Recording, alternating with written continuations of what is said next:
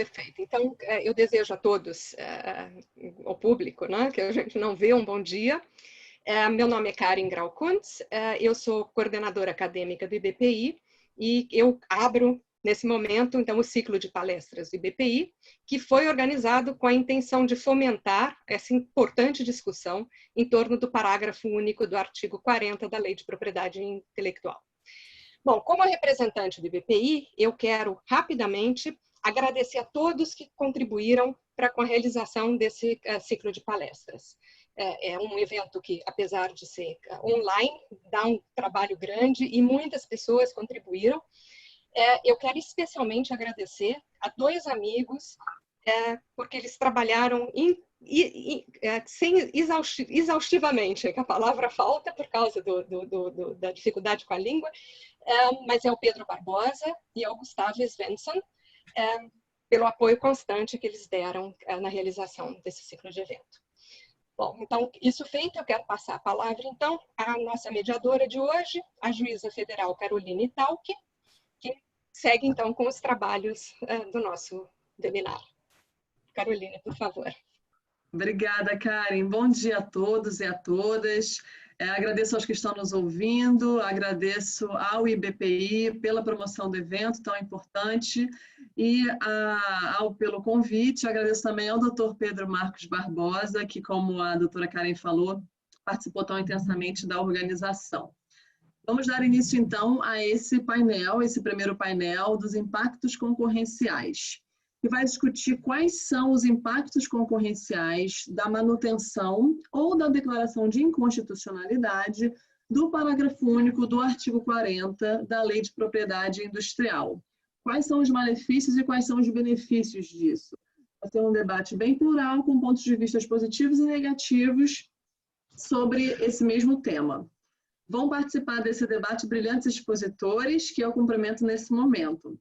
A professora doutora Paula Andrea Forgione, professora titular e chefe do Departamento de Direito Comercial da USP, da Universidade de São Paulo, doutora em Direito Econômico pela USP, pós-graduada em Direito Empresarial pela Faculdade de Direito da Universidade de Bolonha e em Direito do Comércio Internacional pelo Instituto Universitário Europeu de Turim. Professora doutora Karen Grau Kuntz, mestre e doutora em Direito pela Ludwig Maximilian Universität, atualmente é coordenadora acadêmica e pesquisadora na Alemanha, de onde fala com a gente, do Instituto Brasileiro de Propriedade Intelectual. E Dr. Rodrigo Ouro Preto Santos, mestre LLM em Patentes e Propriedade Intelectual pela George Washington University Law School, procurador da Associação Brasileira de Propriedade Intelectual, a ABPI, e sócio sênior do Ouro Preto Advogados.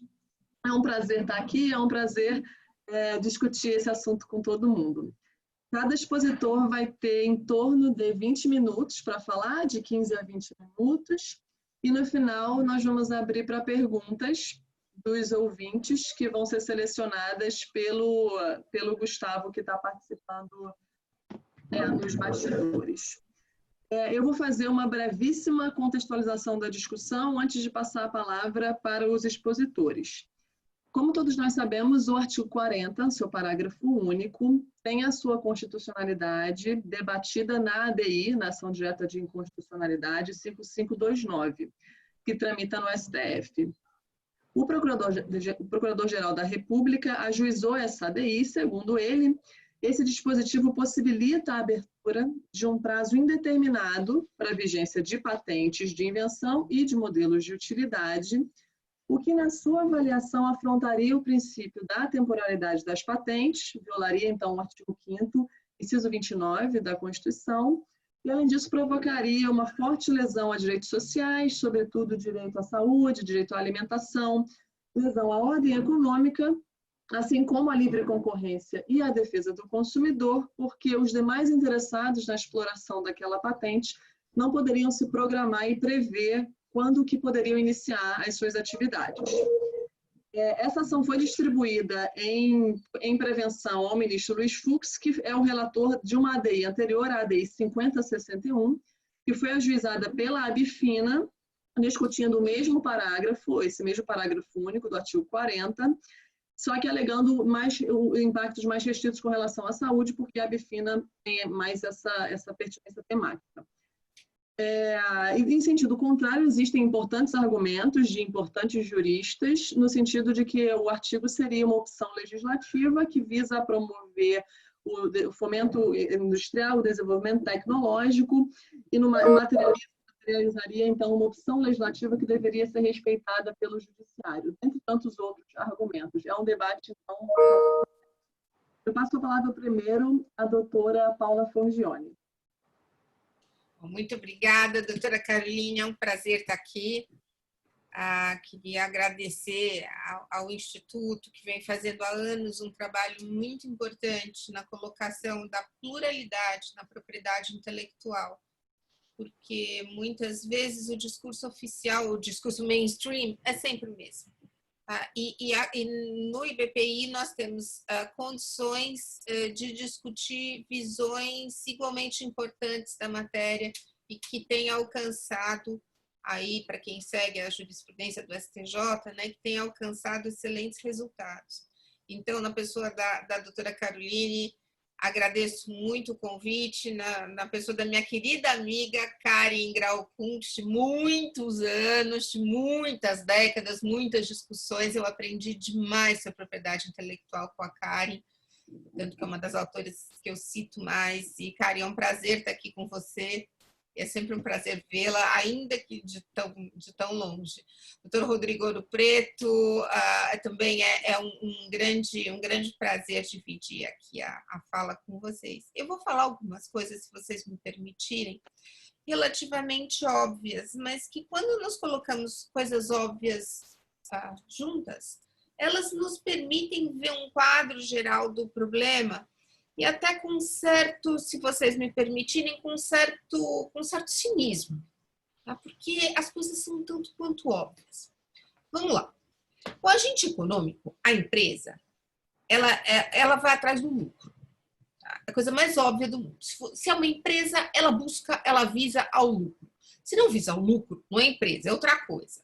É clube, é instituição de caridade, é igreja, dependendo da igreja, etc., mas não é empresa. Empresa visa ao lucro. E mais, como diz um amigo titular da PUC de comercial, se você não aceita isso, muda de profissão, vai fazer outra área mais nobre que o direito empresarial, que o direito comercial. Vai estudar filosofia, história do direito, etc. Agora, para você entender propriedade intelectual, para você entender direito comercial, para você entender de funcionamento de mercado, da lógica do funcionamento do mercado, você precisa aceitar, desculpe, que a empresa visa o lucro. Isso quer dizer que a empresa pode matar a criancinha, derrubar a floresta, fazer queimada, acabar com a economia, explorar o consumidor? Óbvio que não. Por isso que existe o direito.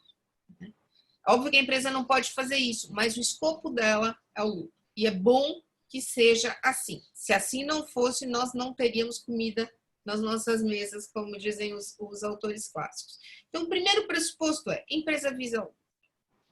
O segundo, que ganha prêmio Nobel, quem fala isso, é que a empresa persegue o seu autointeresse com avidez. Ela vai para a briga para ganhar. É natural esse egoísmo do agente econômico. O agente econômico visa o lucro e ele vê os seus próprios interesses. Você pode contra-argumentar, falar, não, mas hoje em dia a empresa tem... Tá tudo certo. É óbvio, a empresa tem outros patamares, nós estamos vendo aí as pressões para que as empresas mudem, mas o cerne, senhores, desculpem falar com essa crueza, continua a mesma coisa. Você não pode esperar que a empresa seja o que ela não é. É isso que eu quero dizer. Não adianta você colocar o gato na frente do filé mignon e falar assim, gatinho maldoso, não como filé mignon. Porque, desculpa, se ele estiver com fome, ele vai comer. Você vai ter que fazer outras coisas para o gato não comer o filé mignon. Bobo, é ingênuo, falar, vamos educar o gatinho. O gatinho não vai ser educado. O gatinho vai atrás. E se você esperar um altruísmo do gatinho, desculpa a maneira de falar, você vai se dar mal. Se você esperar esse altruísmo, se você esperar, realmente há empresas muito sérias, muito boas, longe de mim demonizar as empresas sendo professoras de direito empresarial. Mas desculpem, precisa admitir que o cerne é esse, tá? E essa ideia do egoísmo, de buscar o autointeresse com a avidez, foi dita desde Ehring até Williamson, ganhador de prêmio Nobel, é uma coisa mais ou menos reconhecida. Então, a empresa visa o lucro, a empresa vai atrás do autointeresse com a avidez e a empresa é racional. Tudo bem, não tanto quanto gostaríamos. Mas, por exemplo, se uma empresa vai pensar se ela vai ou não pagar o imposto, ela vai pensar, se eu pagar o imposto me custa tanto, e se eu não pagar o imposto me custa quanto? Eu sei que tem políticas de compliance, não é isso que eu estou querendo mostrar. Estou querendo falar que o direito precisa ter uma estrutura para incentivar os comportamentos que ele acredita adequados, e aí é uma opção política por trás disso. Então, você tem o Estado tem o comportamento perdão, que ele entende adequado, ótimo. Então, nós vamos formatar uma política pública de incentivos para esse comportamento. É isso. O agente econômico responde a incentivos e a desincentivos. Você pode incentivar, não dá 100% certo, óbvio, mas você pode incentivar determinados comportamentos e desincentivar outros. Políticas públicas têm a ver com incentivo e desincentivo de comportamento. Qualquer mãe, na idade que tem filhos na idade que eu e a Karen temos, já passamos por tudo isso, sabemos como funciona. Com criança, vai ser com incentivos e desincentivos. É assim que as políticas públicas têm que ser formatadas. Jogar as coisas sem pensar nos incentivos e desincentivos, contando que o gatinho vai virar santo e não vai comer filé mignon, não costuma dar bons resultados. Eu teria aqui exemplos que eu vou colhendo, né, de políticas públicas, de políticas tributárias, de declarações de autoridades que simplesmente não deu certo porque esperou, não, a culpa é dos empresários. Os empresários estão atrás do negócio deles. A culpa é de uma política que não foi eficiente. Bom, o direito é feito de incentivos e desincentivos. Quando a gente faz isso nas aulas de graduação com a molecada no segundo, terceiro ano, é uma maldade, porque você começa a incentivá-los a perceber o direito, toda a estrutura jurídica, como um grande incentivo, como uma grande teia de incentivos e desincentivos. Tá? Esse é o meu pano de fundo. O que eu quero dizer é, a empresa visa o lucro, ela é racional, ela responde a incentivos e desincentivos. Bom, quando nós pensamos em lei de propriedade intelectual, nós temos que pensar também num sistema de incentivos e desincentivos. Acreditem, eu vou chegar no parágrafo único do artigo 40. Nós temos que pensar nos incentivos e nos desincentivos. Na lei de propriedade intelectual, como uma estrutura de incentivos e desincentivos. Bom, o que a gente quer com a propriedade intelectual? É a grande pergunta filosófica da propriedade intelectual. Para que ela serve? Quem sou eu para falar isso na frente da Karen, né? A Karen vai falar muito mais do que eu. Mas, no mínimo, assim, por baixo, considerando o texto da Constituição, no mínimo para fomentar a inovação. A propriedade, tanto que a doutora Caroline, quando colocava os principais pontos, tecendo esse panorama de fundo, falou, olha, tem muita gente que diz que o parágrafo único do artigo 40 é simplesmente uma maneira de incentivo. Isso mesmo, foi a intenção da lei é essa aí. E o que todo mundo, de um lado ou do outro, independentemente do argumento, concorda. A propriedade intelectual é um fator de incentivo para a inovação. Tudo está em saber quanto de incentivo, qual de incentivo, se isso não é um blá, blá, blá generalizado para justificar poder econômico e excessos. Mas, na essência, nós temos essa ideia da inovação. Então, você concede uma exclusividade, tá? Você tem um exclusivo, é uma mágica jurídica, eu recomendo todos que leiam tanto o Sapiens, que vai falar sobre as ficções jurídicas, quanto The Code of Capital, da Pistor, a Catherine Pistor, falando de como o direito trabalha com esse tipo de coisa, né? Com as ficções, etc. A exclusividade é uma ficção. É um pode pirlim pim pim que você joga e que tem a ver com a propriedade. Então, isto aqui é uma caneta, eu falo, olha, isto aqui passa a ser exclusivo seu. Quando ela é exclusiva, só eu posso usar, fruir e dispor. E mais, é o direito mais forte que tem, todos os outros ficam excluídos. Quando você faz isso com algo, você transforma este algo em mercadoria. Dizem que o Cartola ficou muito abismado quando ele soube que ele podia vender uma música. O que é isso? É uma ficção jurídica que transformou algo etéreo numa mercadoria, jogando via ficção jurídica, e aí aquilo pode entrar no mercado. Bom, quem tem essa inovação, os outros não vão ter. Então, é um elemento concorrencial. Eu vou ser melhor na disputa com a concorrência e vou ganhar de você. Vou ganhar o cliente de você. Só que não tem almoço grátis. Se por um lado nós temos o fomento à inovação, por outro, o produto fica mais caro, normalmente. Por quê? Porque ele é exclusivo. Você não tem concorrência. Quando você tem a propriedade intelectual, por definição, agente econômico não gosta de concorrência, né? Ninguém escreve isso nos livros, mas a concorrência obriga o agente econômico a disputar a clientela, a se preocupar com a qualidade e com o preço. Quando você consegue arrefecer essa concorrência, o agente econômico consegue tirar um preço, consegue ganhar um preço maior. Nós estamos pensando em medicamentos aqui. É assim que acontece. Como atestado por uma decisão da Nancy Andrighi no STJ, eu tenho aqui esses dados. Quando o remédio vira genérico, quando ele vai a domínio público, o preço cai mais de 50%. Por quê? Porque aquele sobrepreço estava sendo encaminhado ao detentor daquela propriedade intelectual. Ou seja, reparem, por um lado inovação, por outro lado alguém paga. Todo mundo só gosta de falar da inovação, mas esquece de dizer alguém está pagando por isso. Nós temos que encontrar esse equilíbrio. Voltando, já que eu estou preocupada aqui com o meu tempo. Vou ficar dentro dos 20 minutos que me foram assinalados. Eu vou deixar um pouco o parágrafo único do 40, todos vão falar sobre ele. Eu queria chamar a atenção, antes disso, para o artigo 44 da lei. Vou pegar aqui para vocês, para todos relembrarmos. Eu anotei aqui, que alegria. Ao titular da patente, eu estou no artigo 44, tá? Ao titular da patente é assegurar... Por que eu estou falando desse artigo? Porque para mim não dá para entender o sistema de incentivos e desincentivos e o parágrafo único do artigo 40 se a gente não entender o 44. Ao titular da patente é assegurado o direito de obter indenização pela exploração indevida do seu objeto. Aí que vem o pulo do gato, que foi posto depois, a Karen pode falar muito mais do que eu sobre isso. Inclusive em relação à exploração ocorrida entre a data da publicação do pedido e a da concessão da patente.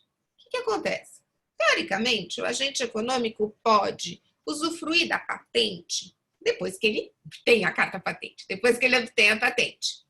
Ok, então a partir daqui ele vai usar essa patente, vai usufruir dessa patente.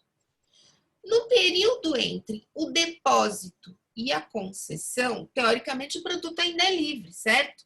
Certo. Só que esse artigo fala o seguinte, se eu conseguir a patente aqui, se o titular da patente consegue a patente aqui, quem explorou esse produto neste intervalo de tempo compreendido entre o pedido e a concessão, vai ter que indenizar quem consegue a patente depois. Isso traz um efeito altamente perverso. É um incentivo perverso. Por quê? Se você está lá, você é um agente que comercializa genérico, você vai se meter a explorar um produto ainda não patenteado, mas que você corre um sério risco de ter que indenizar o titular da patente? Não. Aí você entra com o parágrafo único do artigo 40, que te dá um prazo mínimo, te dá este prazo mínimo aqui contado da concessão da patente. Mas você já ficou um monte de tempo, na verdade, com essa exclusividade de fato, porque é uma questão de incentivos e desincentivos. A concorrência no período entre a concessão, entre o pedido da patente e a concessão da patente, já se encontrava congelada. Ai, mas ele podia ter concorrido. Podia, você é besta. Ainda mais quando a patente é forte, você vai se meter a concorrer antes da concessão e aí você vai ter que indenizar com os critérios da propriedade. Não vai, isso afasta. Resumo geral da coisa, o prazo da patente, tem muito produto por aí, que o prazo da patente é muito mais que 20 anos. Por conta disso. De novo, você só entende o parágrafo único do 40 se você entender o 44 junto. E se você entender o sistema de incentivos e desincentivos da lei. Se o agente econômico... Esse artigo 44 é terrível. Porque se o agente econômico sabe que ele pode ter que indenizar, ele não vai para a briga nisso. Principalmente nas patentes fortes. E aí, senhores, o que nós acabamos tendo é um prazo muito maior do que os 20 anos. Isso assim não pode ser. Né? Agora, se eu tivesse mais tempo, nós temos, isso é anticompetitivo, nós temos N argumentos para dizer que isso é inconstitucional. Esse prazo não é determinado, o prazo da patente assim não é determinável, porque o agente econômico não sabe quando ele vai terminar, quando ele vai começar, ele não é um prazo determinado. Ao contrário do que, ele não é um benefício temporário, como diz a Constituição, há uma série de fatores que levam à conclusão da inconstitucionalidade do parágrafo 40. É meio óbvio. Ele afronta a livre iniciativa, ele afronta a livre concorrência, ele desestimula a concorrência muito mais do que o limite admitido pela lei. O limite, são os 20 anos. Então, é algo que precisa ser corrigido no sistema. É óbvio que se você, de novo, o gatinho na frente do filé mignon, é óbvio que se você é o titular da patente, tudo que você quer fazer é estender a sua patente. Mesmo porque, como já demonstrava o nosso querido amigo Mauro Maia, amigo da Karen e meu de muitos anos, cada ano a mais de patente, de uma patente boa, significa milhões e milhões, e um dinheiro muito grande que sai do Estado para pagar isso. E não é que o dinheiro do Estado é dinheiro de ninguém, né? Nós precisamos cuidar dos recursos públicos. Se você é o titular da patente, ou o advogado é o titular da patente, com todo respeito, você vai defender a extensão com unhas e dentes. Mas nós temos que ver a questão, o problema, do ponto de vista sistêmico. É evidente que uma patente por um prazo, uma exclusividade, uma impermeabilização da concorrência por um prazo exagerado é prejudicial, viola o inciso 39 do artigo 5º, que trata da propriedade industrial, e viola também a questão da livre iniciativa, livre concorrência e o direito do consumidor, que vai ser obrigado a pagar um preço mais elevado pelo produto, por conta da existência desse exclusivo, que eu repito, vai além do prazo máximo de patente. Eram essas as minhas observações iniciais aqui, sempre com a dificuldade de fazer, né, o kick-off aqui para nós começarmos a debater. Tem muito mais argumento, principalmente em relação à constitucionalidade, mas nós estamos aqui para ouvir os colegas, e principalmente eu estou aqui para ouvir os meus colegas também. Então, muito obrigada, doutora Caroline. De novo, muito obrigada ao Instituto pela oportunidade. Muito obrigada, doutora Paula, pela brilhante exposição. Vou passar a palavra à doutora Karen Grau-Kuntz. Então, muito obrigada pela presença, é um prazer estar aqui com vocês, podendo tratar de um tema que muito me interessa.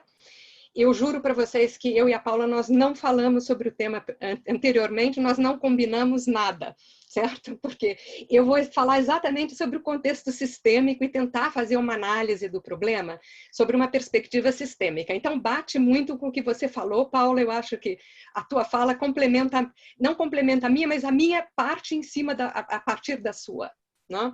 Bom, então, como a gente vai falar aqui, o tema desse primeiro encontro do ciclo de palestra está centrado nos aspectos concorrenciais, a perspectiva da minha apresentação vai ser evidentemente concorrencial, e eu não vou abordar nenhum dos outros aspectos que estão envolvidos na discussão sobre a inconstitucionalidade do parágrafo único do artigo 40.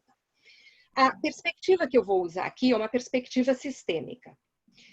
Então, considerando a forma de organização econômica brasileira, cabe destacar como é que ocorre o desejado desenvolvimento econômico e tecnológico, né?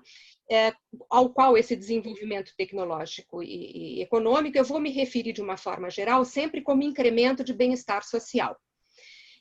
Eu entendo que isso ocorre a partir de 3 pilares.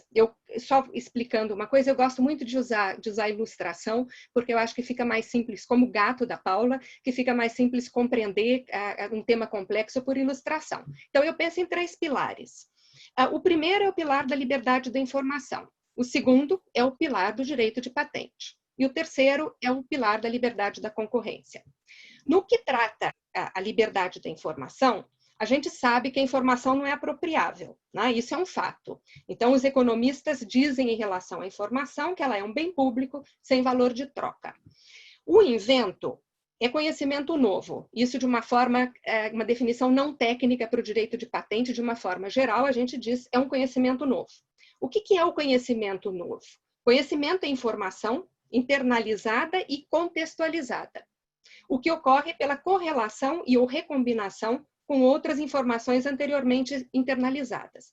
Isso significa que o inventor, para inventar, para chegar à invenção dele, ele lança a mão de um sistema de informações que já anteriormente foram contextualizadas e busca, no âmbito de variedades de possibilidades, né, de combinações dessas informações, uma solução para um problema técnico.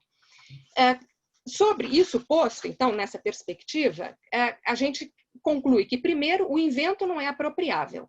O invento pressupõe a internalização de informação, conhecimento anteriores, e que, de forma que, sem a liberdade de aproveitamento econômico das informações anteriores, não há invento, porque não se cria do nada. Então, a liberdade de informação ela é importante para todos e também e especialmente para o inventor, para que ele possa inovar, para ele que possa inventar, produzir conhecimento novo. Então, a liberdade de informação ela não é apenas fática, mas ela é também desejada, pois que sem ela, então, não há a produção de conhecimento e, consequentemente, produção de inventos. Bom, o segundo pilar é o direito de patente. O direito de patente, a gente sabe, ele é garantido para motivar economicamente o inventor. A gente sabe que o processo de produção de conhecimento novo implica sempre no investimento de tempo e de dinheiro, ele custa, né? E considerando que a informação não é apropriável, os inventores tenderiam a não revelar o seu invento ou até mesmo a dizer eu não vou me lançar nessa empreitada de produzir, de desenvolver um invento novo, né? Então é necessário estimular o inventor de alguma forma. E a produzir o conhecimento novo. E aqui entra o direito de patente. O estímulo ganha, então, a forma na garantia de um privilégio, que é o direito exclusivo de exploração econômica desse conhecimento. Bom, apesar do direito de patente, que só uma parte aqui está elencado como direito individual na Constituição, é importante notar que o dispositivo vincula a garantia do privilégio ao interesse social e ao desenvolvimento tecnológico e econômico do país, né? ao incremento do bem-estar social, o que expressa uma finalidade determinada. Então, usando também de uma forma bem crua, como disse a Paula, com os exemplos dela, o direito de patente ele não é garantido para o inventor ficar rico, ele é garantido para incrementar o bem-estar social. Se o inventor ficar rico, isso é ótimo. Mas se ele não ficar rico e não recuperar o investimento que ele fez para desenvolver o produto, isso é risco do mercado. É assim que funciona o mercado, né? Então, é preciso, eu acho que é importante só ter isso bem em mente, que o direito de patente serve como incremento de bem-estar social, como instrumento de incremento de bem-estar social. O terceiro pilar é a liberdade da concorrência. Então, na economia de mercado, parte-se do pressuposto que a concorrência é um instrumento de incremento de bem-estar social. Então, na luta pelo mercado, os agentes econômicos eles procuram superar os seus concorrentes, produzindo produtos melhores, oferecendo serviços melhores, por preços melhores e etc., o que desemboca no incremento do bem-estar social, né? Esse é um processo de superação qualitativa que acontece no mercado, que a concorrência põe a fluir e que tem como consequência esse incremento do bem-estar social. Bom, mas a liberdade de concorrência, também sabemos, né, ela não é ilimitada, não pode fazer no mercado o que quer, como a Paula bem disse. Mesmo porque essa regra sem atuação, ela levaria a um processo autofágico, acaba o mercado. Acaba o mercado, não tem concorrência mais, não tem incremento do bem-estar social, certo? Então, a liberdade de concorrência, ela vem condicionada ao exercício da atividade econômica levada a cabo por meio de prestações positivas. Desculpa, está caindo uma tempestade, eu tenho que fechar a janela.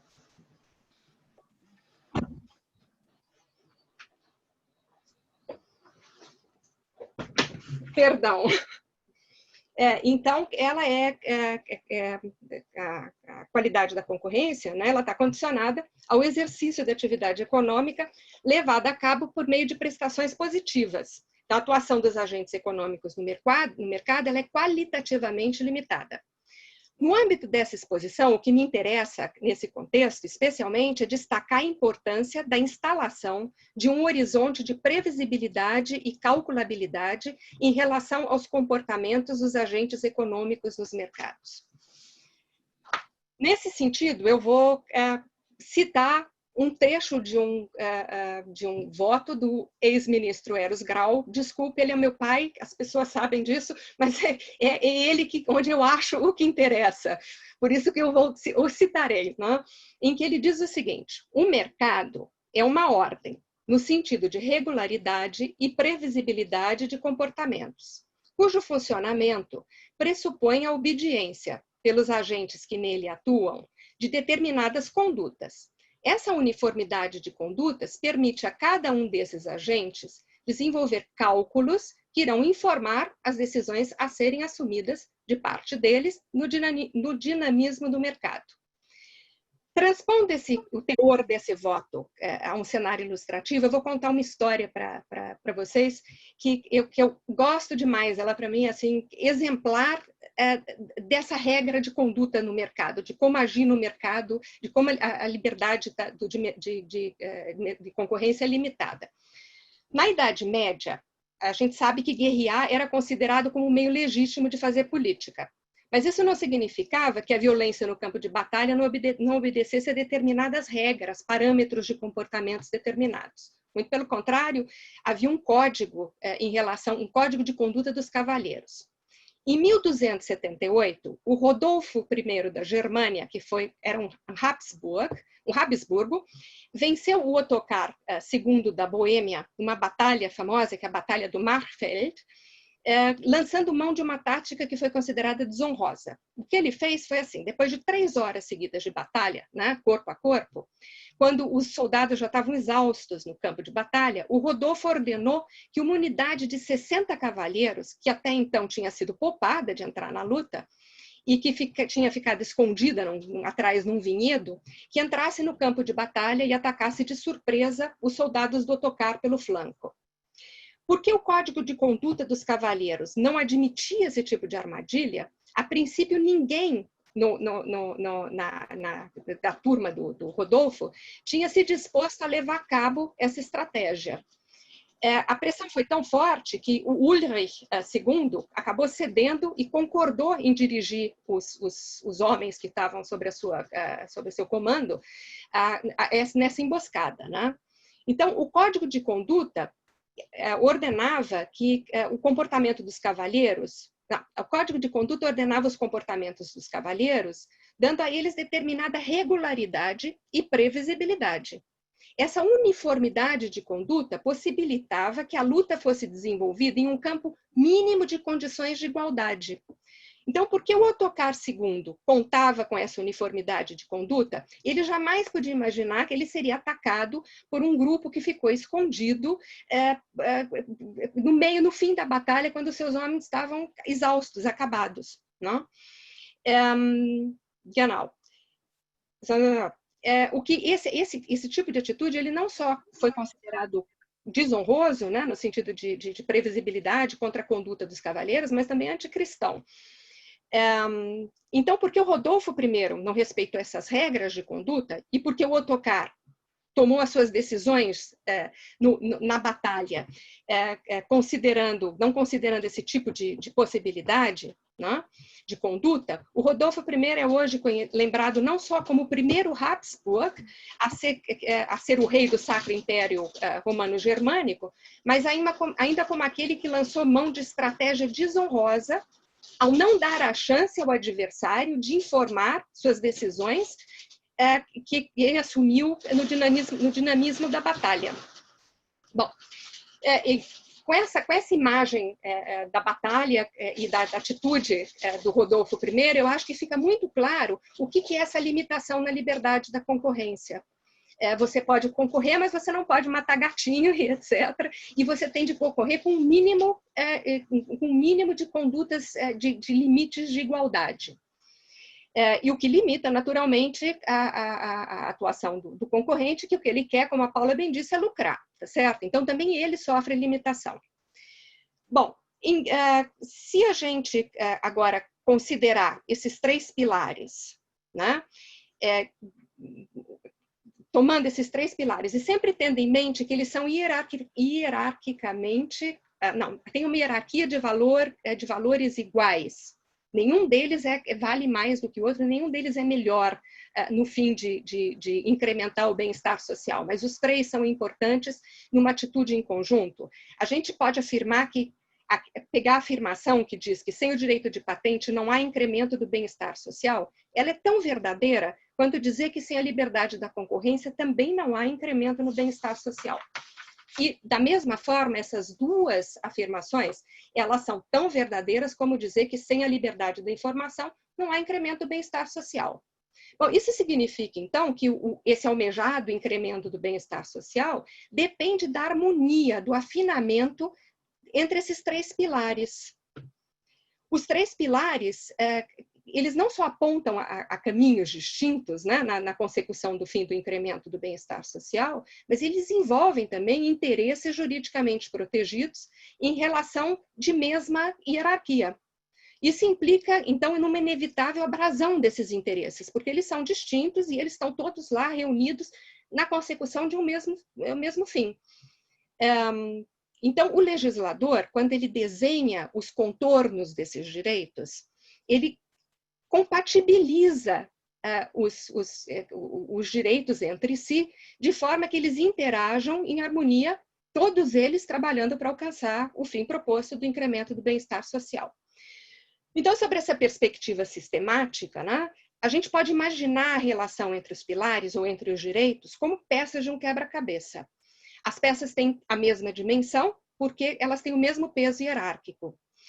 E os contornos das peças apresentam, então, saliências e cavidades que são correspondentes, de forma que as peças, uma encaixa entre a outra e formando uma figura, né? dando a composição para aquilo que se quer para o todo ou para o fim que se procura alcançar. Quando uma peça é exagerada, ela é a dimensão da peça exagerada em relação às outras, isso vai implicar na desconsideração dessa igualdade de valores hierárquicos. Né? Por outro lado, quando os contornos são mal desenhados, quando o contorno de uma peça é mal desenhado, ela não encaixa na outra. Então, compromete a figura como um todo, ou, em outras palavras, compromete alcançar o fim almejado de incremento do bem-estar social. Quando a gente observa a lei, em geral, o ordenamento jurídico brasileiro, a gente tem uma série de exemplos desses contornos, como esse trabalho de desenho das peças do quebra-cabeça é feito. Eu vou dar aqui uma série de exemplos para vocês. Primeiro, considerando que o incremento do bem-estar social está vinculado à instauração no mercado de um horizonte de previsibilidade e calculabilidade, a liberdade de concorrência não é ilimitada, mas antes, como eu disse, qualitativamente limitada. Essa limitação, a seu turno, contribui para a legitimação do direito de patente, é o prêmio pelo esforço. Por outro lado, Porque o privilégio garantido ao inventor implica em uma interferência na liberdade natural de aproveitamento econômico da informação e, na mesma medida, e uma interferência na liberdade de concorrência do concorrente, né? O direito exclusivo implica sempre em exclusão de alguém. A duração do direito exclusivo de patente deve ser limitada temporalmente. Quer dizer, a dose do remédio, o privilégio, deve ser adequada de forma que se alcance o fim que se quer. Se ela é menor, você não trata, a dose do remédio é menor, não trata a doença. Se ela é maior, tem muito efeito colateral. Então, ela tem que ser adequada para combater ou, no caso, para alcançar o fim a que se propõe, né? Então, essa temporalidade também é um elemento que desenha as peças de forma que elas se encaixem. Na mesma linha, a exigência de publicidade do pedido de patente faz jus à instalação do horizonte de previsibilidade, pois se falta publicidade do conteúdo do invento, para qual o inventor requer o privilégio, o concorrente fica no escuro, sem poder informar suas possíveis decisões e decidir se ele vai assumir ou se ele não vai assumir riscos concorrenciais e econômicos nos mercados, né? Então, aqui falta a instauração daquele horizonte de previsibilidade e calculabilidade que suporta a decisão dos concorrentes, que informa as decisões dos concorrentes, né? E aqui, então, não se chega ao incremento do bem-estar social. Ainda, a exigência de que os pressupostos legais devam ser satisfeitos para que o privilégio venha a ser garantido faz jus ao fato de que, sem a liberdade de utilização econômica da informação, não haverá invenção e, consequentemente, não vai haver incremento do bem-estar social. Nessa consideração, o que se faz jus aqui é o interesse do inventor de inventar, porque se ele não tem acesso à informação, ele não construir invento, não é acesso à informação, não tem o direito de utilização econômica das informações, ele não vai chegar à sua invenção, porque a sua invenção é uma cascata de informações, conhecimentos anteriores, que ele aproveita economicamente, porque eles dão base daquilo que ele apresenta como solução para o problema técnico, que vai ser objeto do pedido de patente. Bom, um outro exemplo é o fato do legislador ter determinado o início do privilégio. Esse é um fato importante e aqui eu faço um gancho com a fala da professora Paula. Então, esse outro exemplo é o fato do legislador ter determinado o início do privilégio contado da data do depósito do pedido de patente. Notem, o início do privilégio é contado da data do depósito e não da concessão. Ele assim o fez, o legislador, porque na dinâmica do mercado, o depósito do pedido afeta a atuação econômica dos concorrentes, representando um risco que deve ser considerado no momento da tomada de decisão econômica, como a Paula bem explicou. Então, na determinação de que o início do privilégio é contado a partir da data do depósito, o legislador reconhece o valor estratégico dos pedidos de patente. Eles têm um valor, isso é fato, que geram efeitos nos mercados. Também a regra do parágrafo 44, como diz a Paula, vem aqui, é mais um desenho, né? Uma saliência que encaixa num braço das pecinhas, que assegura ao titular da patente, o artigo 44, o direito de obter indenização pelo uso indevido do invento, inclusive em relação à exploração ocorrida entre a data da publicação do pedido e a data da concessão da patente. Portanto, em relação ao momento quando o inventor ainda não era titular do direito de patente, então, aqui há um desenho, da lei que foi voltado a afinar os interesses, os direitos envolvidos. O foco aqui está concentrado também no pilar do direito de patente. Bom, esses exemplos que eu dei, existem outros também. É fascinante utilizar essa perspectiva sistêmica e retirar os desenhos dos direitos dessa forma, né? Esses exemplos são, então, produtos dessa análise sistema e eles expressam, isso também é uma coisa que é importante, que me deita no coração dizer isso para vocês, que são limites inerentes dos direitos em questão, né, dos pilares. Esses contornos são retirados dessa relação de direitos em um espaço jurídico, da ordem jurídica. Eles são direitos de natureza distintas, mas estão todos eles trabalhando para o mesmo fim. E eles têm de estar harmonizados, eles têm de trabalhar em conjunto, e não um ser uma pedra no caminho do outro. Eu quero notar, e é o que eu digo que me deita no coração, dizer que não se trata aqui de fazer uma ponderação de princípios, tá? Não é dizer prevalece um em relação ao outro. Não, isso é contorno. O direito ele é delimitado naturalmente com o direito dos outros, porque ninguém vive sozinho, todo mundo vive em sociedade, e esses interesses eles interagem entre si. Então, os direitos nascem já com determinados desenhos, limites, contornos, e a gente não precisa, e agora falar em ponderação de princípio, porque nesse caso, não, basta olhar sistematicamente e verificar o desenho, o contorno dos direitos. Bom, agora, isso então posto, que são os princípios, o quadro da análise sistêmica, eu passo para o problema do parágrafo único do artigo 40 da LPI. Eu lembro, então, que o artigo 5º, 29, né, da Constituição, garante um privilégio temporário ao inventor. O artigo 40, né, ao seu turno, ele determina o tempo de duração da patente, tá? Que, como a gente sabe, é contada, como eu disse, já destaquei, é contada da data do depósito do pedido, 20 anos, né, para patente de invenção e 15 para o do modelo de utilidade. Bom, eu suponho que esse prazo determinado na LPI, ele foi considerado pelo legislador como um prazo justo e adequado. Né? E assim também é o prazo internacionalmente. A patente dura também 20 anos na Alemanha.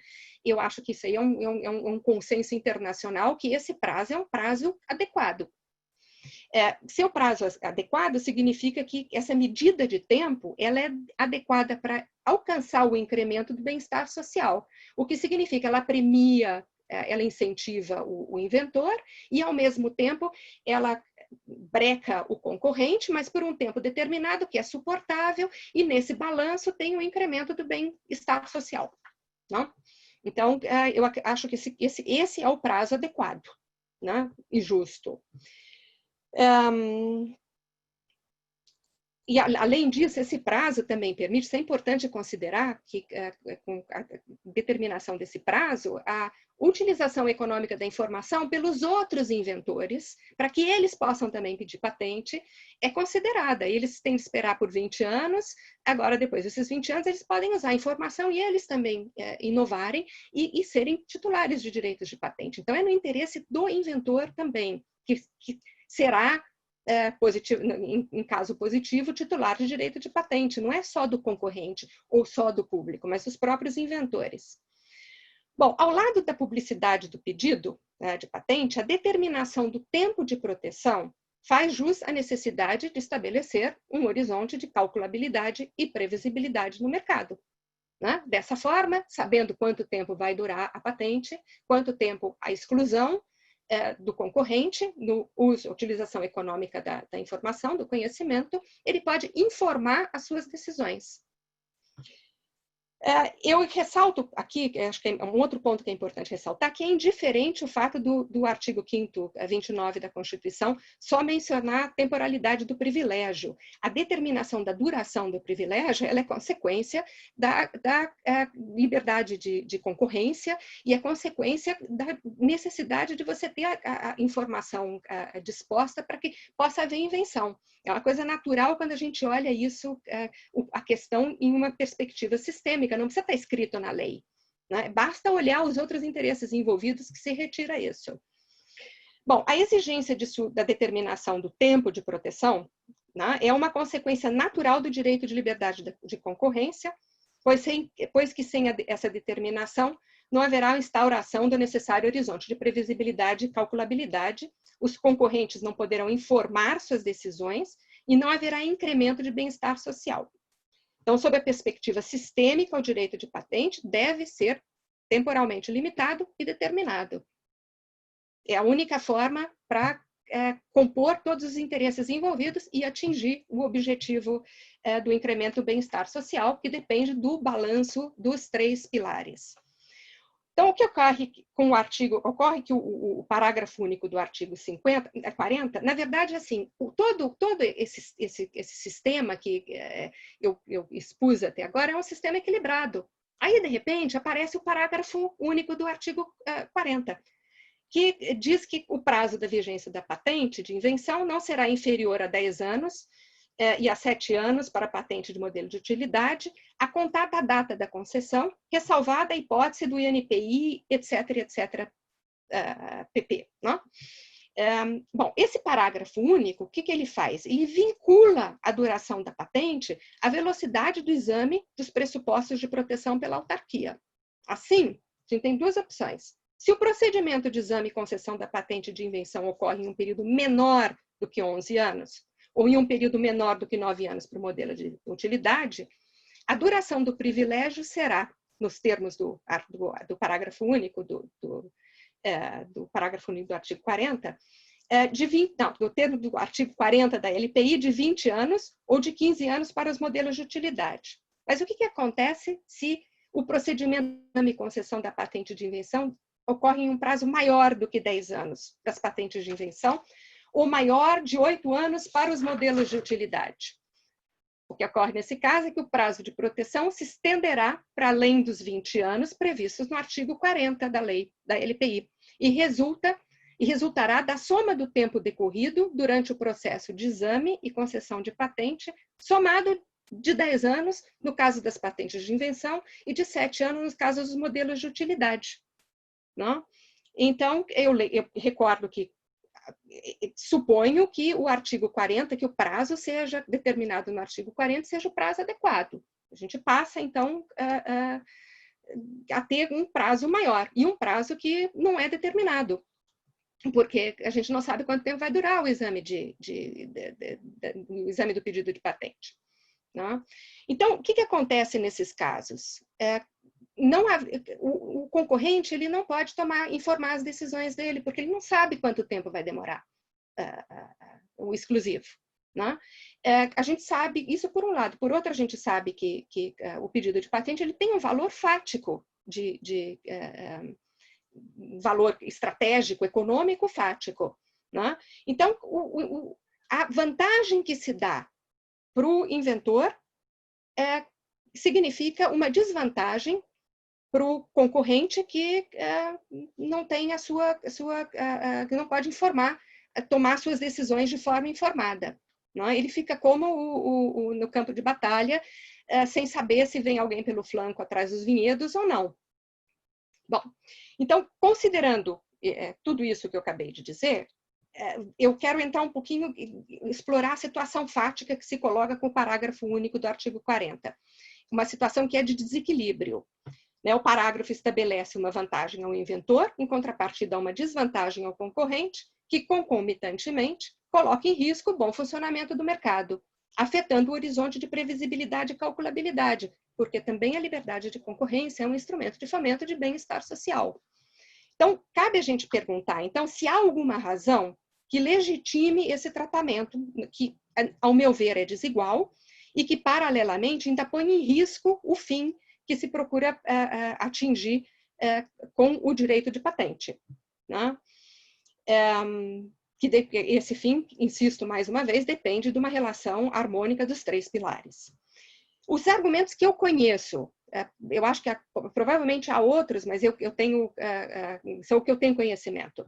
Em defesa do parágrafo único, eles seguem duas linhas. Uma delas é que o atraso no exame é um problema estrutural que não é culpa do depositante, o que é verdade.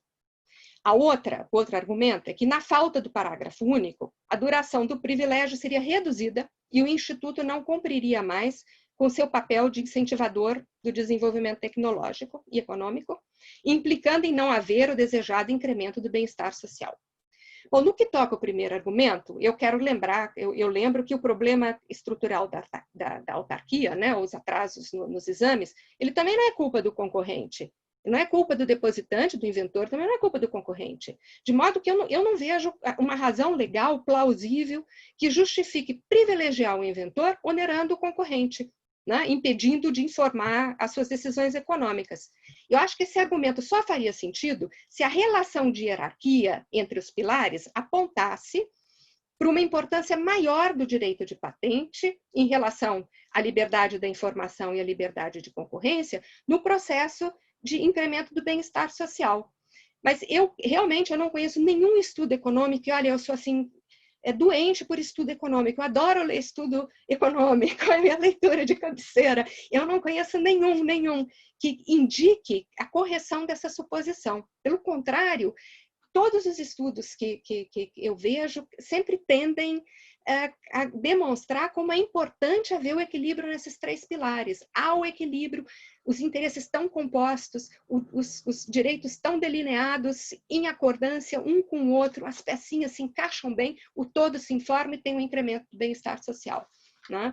Então, não é o caso, eu não concordo, então, com essa afirmação. E eu vou fazer uma observação aqui, que é de experiência própria, né? Eu alimento as minhas dúvidas até que ponto o atraso nos exames não é também, não só, mas também gerado pelos depositantes. Eu sei que todo mundo diz no Brasil, não, mas no âmbito internacional, eu garanto para vocês que porque eu conheço uma série de estudos que indicam como determinadas técnicas são usadas como meios para alongar o processo de exame, né, das patentes. Um excelente exemplo é a redação das reivindicações, quando elas são muito amplas, quando elas são imprecisas, né? Esse é um exemplo. Um outro exemplo, tem até um estudo que mostra estatisticamente a demora, o quanto tempo se acrescenta no processo de exame com cada requerimento do inventor, do depositante, para o examinador. Certo? Então, é assim, sabe, quem domina esse tipo, quem trabalha na área e quem domina esse tipo de jogo, né, sabe que basta fazer um requerimento, você tem mais 3 meses. Então, se compensa, dependendo da estrutura do sistema do direito de patente de cada lugar, se compensa estender, né? Então, eu acho, como diz a Paula, o empresário, no caso o inventor, ele quer lucrar, ele quer ter uma posição melhor, ele vai agir dessa forma. Então, isso é uma coisa importante para ter na cabeça. E eu sei que na Alemanha eles fazem isso. No Brasil eu não sei, mas na Alemanha e nos Estados Unidos fazem. Eu coloco depois um link na página do IBPI com todas as referências desses estudos que eu comento aqui. Bom, então, nesse contexto, inclusive nesse contexto de atrasar o exame, eu quero citar uma frase de um ex-presidente do EPO, do Escritório Europeu de Patentes, que, exatamente preocupado com esse tipo de estratégia, ele falou o seguinte em 2007. Se você passar vários anos esperando por uma decisão sobre a concessão ou não concessão do privilégio, você poderá julgar com os outros o rich man's polka, o polka do homem rico, né? Apostando em quais são os seus direitos e discutindo suas relações comerciais na sombra dos pedidos pendentes. Eu trouxe só isso aqui para mostrar para vocês que não é maldade minha, não estou querendo atacar ninguém com isso, só estou demonstrando que é uma realidade. Até o presidente do Escritório de Patentes verifica haver esse tipo de problema. Bom, então, eu julgo incompreensível, eu não consigo entender por quê, sempre aberta para ouvir outras opiniões e compreender o porquê, mas eu não compreendo o porquê a razão de vincular a duração da proteção da patente à eficiência da autarquia. Tá? A eficiência da autarquia é um fator externo à dinâmica dos institutos legais, que servem, como vou sempre insistir, à consecução do fim do incremento do bem-estar social. Ademais, olha, vamos falar a verdade, o inventor não é o único agente econômico que sofre com ineficiência de órgão público. O que seria agora se a gente começasse a aventar que o concorrente poderia ter, um agente econômico poderia ter uma posição melhor no mercado, porque uma autarquia não é eficiente, sei lá, na produção de uma autorização, sabe, não dá para vincular pela eficiência a um fator externo. Por que só o inventor, então? Né? Eu não consigo, eu acho isso incompreensível. Na verdade, o que eu acho que a razão por que esse parágrafo 40, do parágrafo único do artigo 40 entrou na lei, eu acho que isso reporta um momento histórico. A gente tem de pensar que essa lei de propriedade industrial foi feita nos anos 90. a gente tem uma alteração na forma do modelo, da forma como as relações econômicas ocorreram dos anos 90 até 2020, nesses 30 anos, que é uma coisa assim, que aconteceu de uma forma, uma velocidade incrível. A sociedade de informação, o desenvolvimento da tecnologia. A importância que tinha a patente nos anos 90, ela já era importante, sem dúvida, mas é uma importância reduzida em relação à importância que ela tem hoje.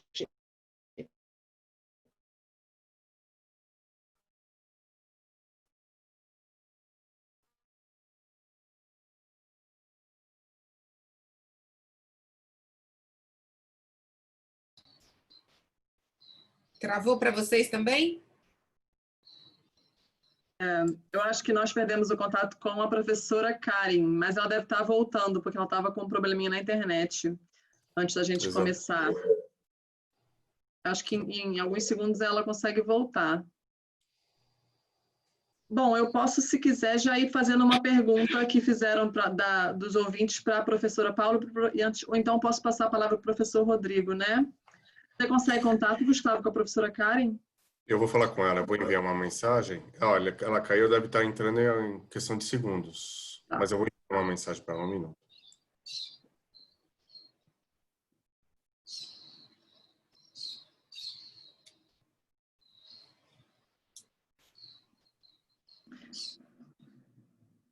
Ela também já estava concluindo, né? Ela está entrando de volta.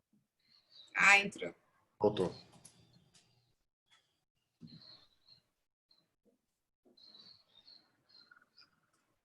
O momento histórico, né? Então, eu acho que esse parágrafo único ele é produto desse momento histórico. Se vocês forem hoje, se tivesse hoje a discussão sobre o parágrafo único do artigo 40, com o conhecimento que há hoje sobre o direito de patente, eu acho que não seria possível colocá-lo na lei. Eu acho que ele é um resquício daquele momento. E isso é muito claro, basta pensar na quantidade de profissionais da propriedade intelectual. Olha, eu tenho 54 anos, eu comecei com 20 anos lá no escritório do professor Newton Silveira. Propriedade intelectual era aves rara, certo? O que aconteceu nesses 30 anos é uma coisa incrível. Isso mostra o que se transformou, como se transformou e a forma como vem sendo tratada de outra forma, né? E como vai se desenvolvendo todo esse processo. Bom, então é isso. No que tange ao último argumento, né, o segundo argumento que eu citei, eu quero sempre reportar e lembrar e destacar e insistir que a duração do privilégio é contada a partir da data do depósito do pedido de patente. Isso ocorre, tem uma razão porque o legislador decidiu dessa forma. Se ele quisesse que fosse de outra forma, ele teria determinado que a duração é contada a partir da concessão da patente. Tem uma razão, existe, a Paula falou, eu já disse o que é, eu acho que não tem necessidade de insistir, existem consequências no mercado e o artigo 40 vem ainda, 44 vem e dá o respaldo, tá certo? Para que seja dessa forma. A Paula falou que o artigo 44 tem os efeitos terríveis. Não, eu acho que o efeito terrível, discordo de você, Paula, eu acho que o efeito terrível é do parágrafo único do artigo 40. O artigo 44, ele faz jus à decisão do legislador de contar o termo da vigência da patente a partir da data do depósito. Certo? Então, são esses 20 anos, está informado, o concorrente sabe, e ele vai agir, ele vai decidir entrar no mercado ou não. Se ele quiser assumir o risco, ele vai ter de indenizar posteriormente.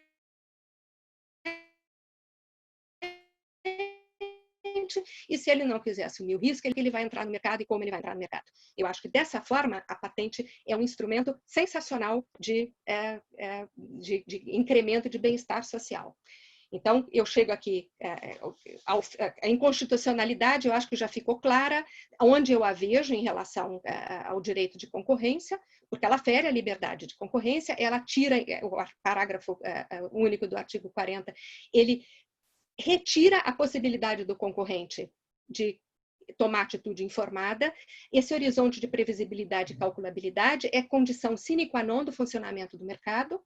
Se você não tem a liberdade, não tem a concorrência, sem a concorrência você não tem o incremento do bem-estar social e o direito de patente ele não vive sozinho na Constituição, mas ele vive em assimilação em vida conjunta com outros direitos também, e a inconstitucionalidade vai aí, em que ele surge nessas condições do parágrafo único como hiperdimensionado, indo além do que ele poderia ir, certo? E cumprindo até mesmo, aí deixando de cumprir com o seu fim de fomento do incremento do bem-estar social, porque a duração, como eu disse, parece a mim, como eu a julgo, como eu suponho, já que internacionalmente discutida, que é a medida adequada para que todos os interesses estejam compostos.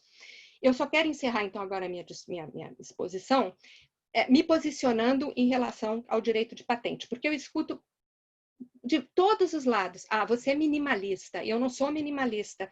Eu acredito demais na possibilidade, no direito de patente como um instrumento de inovação, de desenvolvimento técnico, de fomento do desenvolvimento tecnológico, do desenvolvimento econômico. Acho que é importante. Agora, ao mesmo tempo em que eu reconheço a importância do instrumento, eu tenho muita consciência das imperfeições que o direito de sistema de patente tem, como tem todos os outros sistemas, tem sempre as suas imperfeições. Ele não é fórmula mágica, ele é um instrumento adequado, que tem imperfeições, e essas imperfeições a gente diminui, pode adequar essas imperfeições, compondo o direito de patente com os outros instrumentos que geram os outros pilares da liberdade da informação e da liberdade da concorrência, que, em conjunto, é a forma como você... a combinação adequada para chegar no incremento do bem-estar social. Então, na interação desses três pilares. É um trabalho conjunto, é a minha forma de ver. O valor do direito de patente está, então, nessa estrutura. Sem ele, a estrutura não funcionaria, mas só com ele a estrutura também não funciona. E o parágrafo único do artigo 40, para mim, tira todo esse equilíbrio que é bem desenhado. Por mais que seja o legislador brasileiro, na minha opinião, fez os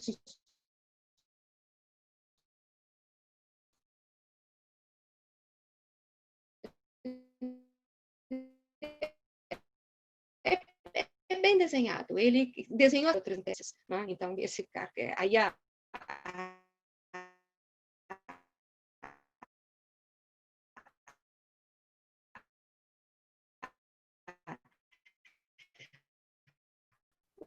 o mal do Paraguai. Vocês me ouvindo, e encerro aqui a minha fala. Muito obrigada, professora Karen, pelas contribuições que trouxeram uma visão sistêmica, complementares à da professora Paula. Eu vou passar a palavra ao nosso palestrante final, Dr. Rodrigo Ouro Preto Santos, por 20 minutos, por favor. Bom dia a todos. Eu só vou pedir um segundo para abrir a porta para o meu cachorro que está voltando do passeio. Só um instante.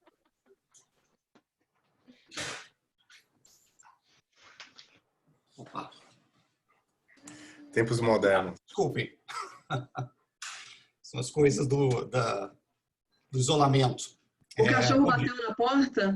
Não, eu tenho um passeador para esses dias. Bom dia a todos.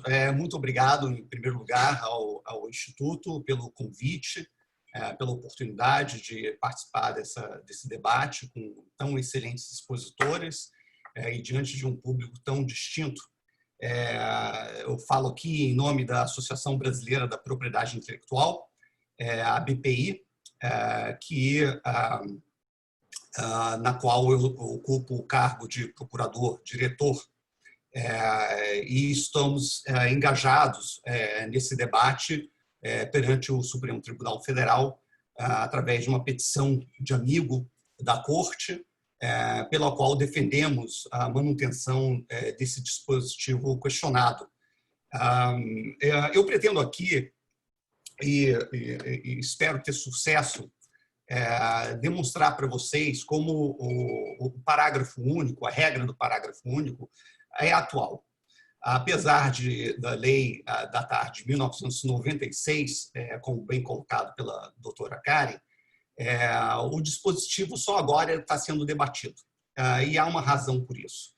A BPI tem uma atuação desde 1963, quando foi fundada, hoje com mais de 800 membros, e através das suas comissões científicas, da revista da BPI, do seu congresso internacional, que está na sua 40ª edição, e através de petições a tribunais, diversos tribunais, em que se posiciona sobre questionamentos a leis e atuações dos órgãos públicos, a BPI tem um papel ativo e ajudou a moldar o sistema de propriedade industrial no país. E dentro desse contexto, eu acho que o que está faltando aqui é verificar a razão histórica para o parágrafo único, né? Qual é a política pública que se procurou aperfeiçoar através desse parágrafo único, através da regra do parágrafo único. A BPI, só lembrando, foi responsável pelo anteprojeto de lei que resultou na atual lei da propriedade industrial e foi ela que introduziu esse parágrafo, essa regra do parágrafo. E não é não é por falta de motivação, não foi por capricho. Na realidade, no passado, já houve contagem de prazo de patentes a partir da concessão. E, obviamente, não deu certo, né? Mas devemos lembrar também que, durante 50 anos, no Brasil, não houve, e até o advento da atual lei da propriedade industrial, em 1996, não houve proteção a patentes de produtos e processos farmacêuticos.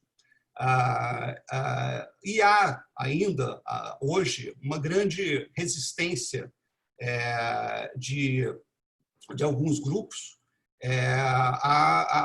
ao sistema de patentes, particularmente as patentes farmacêuticas.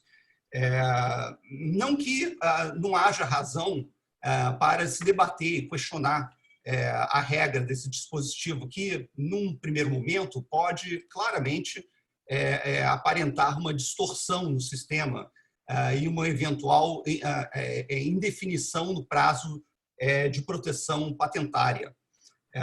Mas qual é a razão histórica, né, para esse dispositivo? E qual o efeito que esse dispositivo busca trazer e, finalmente, corrigir? A razão histórica é que, durante a vigência do antigo Código da Propriedade Industrial, houve pedidos de patentes para produtos na área de biotecnologia que, por uma ou incapacidade do examinador, ou para não causar um mal-estar em razão da sua natureza, se optou por alongar o processo de exame, né? Isso no antigo código, em que a proteção se contava exclusivamente a partir da data do depósito. E a proteção na época, o consenso era outro, Karen. A proteção na época era de que o prazo de validade de uma patente, de vigência de uma patente de invenção, era de 15 anos. Então, essas patentes ultrapassavam, o exame ultrapassava esse prazo e, finalmente, né, não adiantava nada a patente ser examinada, concedida ou indeferida, né? O titular não tinha o seu direito reconhecido e não tinha o direito negativo que o privilégio provém, né? O direito negativo de excluir terceiros, né? Não adianta nada, professora Andréia, ou Paula, perdão, não adianta nada você ter um direito à indenização desde a data do depósito. Até porque, dependendo da área tecnológica, essa indenização fica sempre muito aquém do investimento feito. ainda dentro da seara da patente de produtos farmacêuticos, processos farmacêuticos, para cada produto que chega à prateleira, produto farmacêutico patenteado que chega à prateleira, houve centenas, né, de tentativas com outros princípios ativos, outros produtos que jamais deram certo. Então, a pesquisa, né, e uma eventual indenização por uma violação de um pedido de patente que nunca veio a ser reexaminado, nunca vai remunerar todo o investimento feito nessa linha inteira de pesquisas, né? E mesmo olhando só aquela pesquisa específica que resultou naquele produto, também não vai remunerar adequadamente, porque se fosse remunerar adequadamente, literalmente quebraria qualquer empresa que se prestasse a violar um pedido de patente. E, ao final, se a patente for negada, aquela indenização nunca vai se efetuar. Mas o que é importante aqui ressaltar é a questão de que, durante um período da nossa história, houve, sim, não era uma política escrita, não era uma política declarada, mas houve, sim, circunstâncias em que pedidos de patentes não eram examinados, né? E o titular ficava sem o direito de ser reconhecido. Mas, para examinar a política pública, temos que entrar na segunda questão, na segunda pergunta que eu faço aqui. Qual o objetivo? Qual o efeito que se deseja gerar com essa regra do parágrafo único do artigo 40? E a resposta está aqui, está nesse debate. E por isso mesmo que esse dispositivo é atual, porque nós estamos debatendo ele hoje, e não em 1996, e nem em 2000, nem em 2005, 2010, 2015. Estamos hoje, em 2020. E por que isso? Porque, ao longo desse período, por diversos entraves que se verificaram, inclusive um deles que foi o próprio sistema que foi implementado de anuência prévia da Anvisa para a concessão de patentes, que contribuiu em determinado nível para o alongamento do prazo de exame. Nós temos aí um efeito que se gerou em que esse dispositivo, essa regra do parágrafo único, foi disparada, né? Antes disso, não se discutia o parágrafo único porque não havia, porque ele não era aplicado. Nós vemos que nos Estados Unidos, no Japão, na União Europeia, o prazo de exame é de aproximadamente 3 anos. Na China, na Coreia do Sul, é até menos de 2 anos. Em países em desenvolvimento, o prazo normal, e hoje assim, tido como razoável e aceitável, é um prazo de 4 a 6 anos para examinar um pedido de patente de invenção, né? Enquanto no Brasil, o prazo médio tem sido em torno de 10 anos. Né? Para certos ramos tecnológicos, como telecomunicação, 15 anos. 15 anos. É até isso que se chegou. E com um histórico de uma resistência, digamos assim, ao sistema de patentes, né? E uma falta de compreensão dos benefícios, não só para a empresa que investe em inovação, mas também para a concorrência, que é obrigada também a se aperfeiçoar, e para o consumidor e a sociedade como um todo, que são os beneficiários finais dos inventos patenteados, mas que depois perde-se a vigência. A realidade é que esse dispositivo ele foi feito para nunca ser utilizado.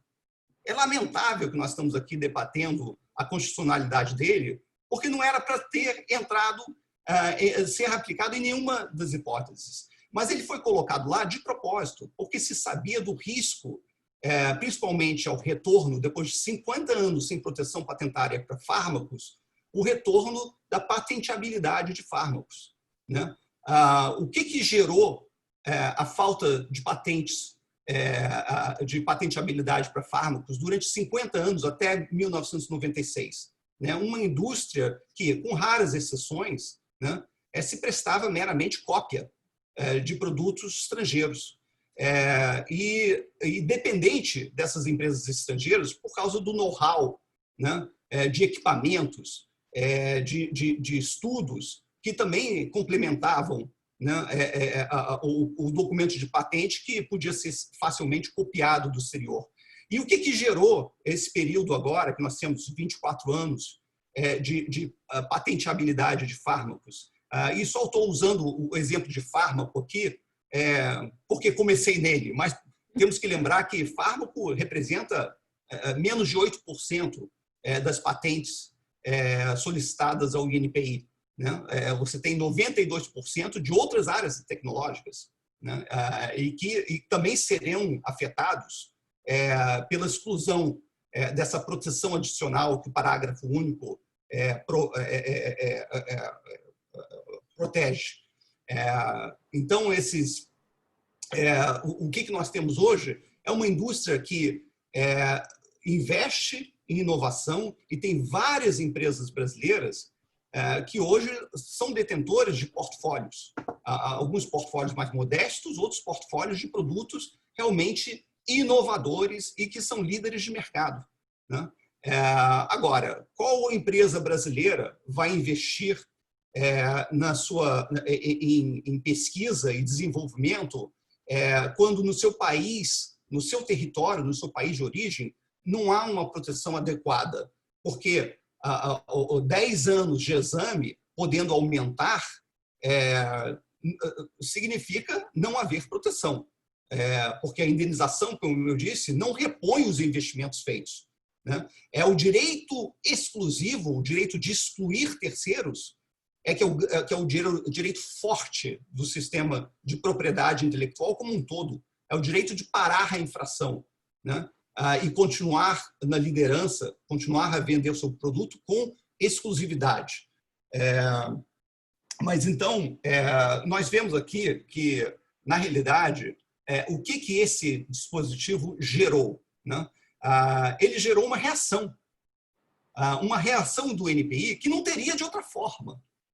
E qual é a reação do INPI? O INPI implementou, né, medidas efetivas de combate ao backlog no exame de patentes. E por números apresentados pelo próprio INPI, né, esse backlog deve ser eliminado em 80%, pelo menos, até o final do ano que vem.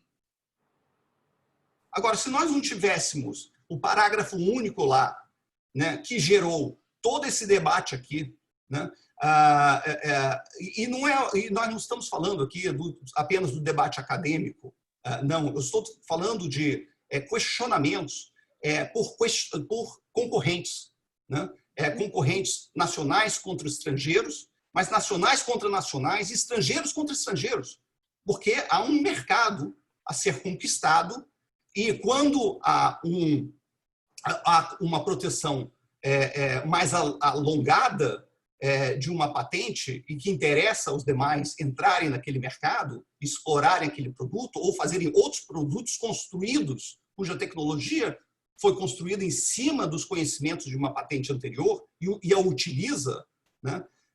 Esse debate todo, né, força uma providência, e essa providência está sendo tomada pelo INPI. Isso sem falar na velha bandeira, e sempre permanente bandeira, da BPI e de outras organizações, como o próprio Instituto, de autonomia financeira do INPI. O INPI arrecada anualmente 500 milhões de reais de taxas cobradas pelos depositantes de patentes, pelos depositantes de marcas e outros direitos de propriedade industrial, registro de software, averbação de contratos de tecnologia. Porém, o orçamento do INPI, o que volta para o INPI da União, não passa de 120 milhões por ano. Né? Essa autonomia financeira do INPI está prevista na Lei da Propriedade Industrial de 96 e colocada lá também com a defesa da BPI, né? Porém precisa ser regulamentada. Então, nós já conseguimos, por força desse parágrafo único, uma reação jamais vista antes de aceleração do exame de patentes. E se ainda continuarmos a defender e conseguirmos conquistar o INPI que um país merece, né, com uma autonomia financeira, podendo contratar novos examinadores, quadruplicar o quadro de examinadores do INPI, que hoje é um quadro pequeno, né, modesto, eficientíssimo para o seu tamanho, vamos poder, então, resolver de uma forma definitiva o problema de backlog. Não falaremos mais nisso. Vão ignorar, né, o parágrafo único, que jamais foi desenhado para ser utilizado e aplicado. Agora, hoje ele está em debate, hoje ele é questionado, e não é pelo nacional, naquela visão um pouco simplista, né, e ultrapassada, pelo nacional que questiona as patentes dos estrangeiros, né? É o nacional contra o nacional, é o estrangeiro contra o estrangeiro, né? Questionam o quê? Questionam, claro, um período maior de proteção que inicialmente não estava previsto, mas que serviu à política pública desenhada e prevista, né? Serviu a isso, para que diminuísse o backlog. Na realidade, esse parágrafo único ele é como um cinto de segurança, né? É como um cinto de segurança que se projeta para o carro, para que, em caso de uma colisão em alta velocidade, os ocupantes sejam salvos daquele acidente. Ninguém deseja que o acidente aconteça. Ninguém deseja que uma patente tenha, ao final, 25 anos de proteção. Ninguém procura por isso. E se perguntar ao titular, nem ele procura por isso, né? Há abusos, sim, mencionados pela professora Karen, de patentes de empresas que fazem depósitos de patentes para tentar manipular, né, o ambiente concorrencial, manipular o mercado. Mas esses incidentes, essas situações, devem ser reprimidas com vigor, né, por abuso de direito, né? E os órgãos de concorrência devem entrar, né, e acabar com esse tipo de atividade, que é condenável, né? É crime no sistema penal brasileiro.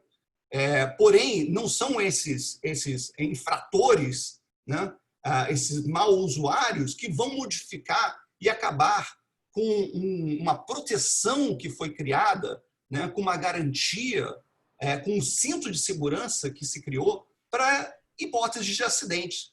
E o motorista agora vai, naquele caso do carro, dirigir mais devagar, como o INPI agora vai acelerar, porque ele precisa acelerar. Então, nós temos aqui essas questões que eu queria trazer sobre a importância desse dispositivo, né? A importância do parágrafo único. Ele não está lá para ser aplicado, para ser utilizado, e ele está lá para servir de salvaguarda para o sistema de patentes, um exame em tempo razoável ao qual todo depositante tem o direito constitucional, né? E precisa ser, sim, obedecido. E a pressão da sociedade, por todos os seus agentes, faz hoje o INPI acelerar o exame, coisa que não acontecia antes. Agora, vamos imaginar que nós eliminássemos o parágrafo único da Lei da Propriedade Industrial. O que os senhores, as senhoras, imaginam que aconteceria? Né? Eu acho que não haveria mais o incentivo ao qual a doutora Paula mencionou, o incentivo que o direito tenta criar para que o INPI funcione. E se o governo federal hoje compra alguns medicamentos que tiveram essa chamada extensão concedida, né, ou aplicada, serve para o governo federal repensar suas políticas sobre a autonomia financeira do INPI. Porque fica mais barato dar autonomia, deixar as taxas do INPI com o INPI, né, a comprar e pagar eventuais sobrepreços em medicamentos que já deveriam ter as suas patentes expiradas se o exame fosse mais rápido. Não é se não tivéssemos o parágrafo único, é se o exame fosse mais rápido. É isso que é o nosso objetivo. É sobre isso que nós deveríamos estar debatendo hoje. Eu quero dizer aqui, e não poderia deixar de mencionar apenas sobre o debate da constitucionalidade e as questões específicas levantadas pelo nobre Procurador-Geral da República a propósito da questão da inconstitucionalidade em relação à cláusula de propriedade industrial que está na Constituição Federal, que obviamente ali se fala em um tempo, né? Mas não há fixação de prazo na Constituição Federal. Então, o parágrafo único não é inconstitucional por isso. Em relação à concorrência também, as regras são claras, o prazo é fixado, né? Estão lá claramente ditos em relação à patente de invenção, se não for concedida em até 10 anos, vai vigir durante pelo menos 10 anos a partir da data da concessão. 10 anos são 10 anos, não é indefinido, não é infinito, né? Então, assim, não há nenhuma inconstitucionalidade, tanto do ponto de vista da cláusula constitucional como da cláusula de concorrência. E o consumidor, no final, é o maior beneficiado por um sistema de patentes vigoroso, que funcione, que crie os incentivos à inovação e à criação de produtos e fármacos que atendam às suas demandas. Muito obrigado a todos. Muito obrigada. Doutor Rodrigo trouxe uma visão a favor da constitucionalidade do dispositivo, contribuindo para um debate plural sobre esse tema. Nós selecionamos algumas perguntas dos ouvintes pela ordem das pessoas que foram falando, dos expositores. Eu vou começar pela professora Paula. Para a professora Paula, o parágrafo único do artigo 40 transfere para os concorrentes o ônus decorrente do atraso do INPI na apreciação dos pedidos de patente.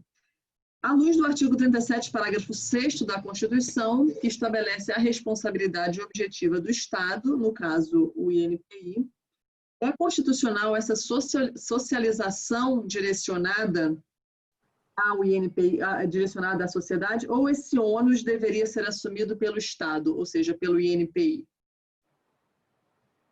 Bom, vamos lá. Primeiro de tudo, eu só queria complementar uma coisa que a Karen falou, que eu acredito que eu tenha me expressado mal em relação ao 44. O que eu quis dizer é que o 44 garante a remuneração por aquele período.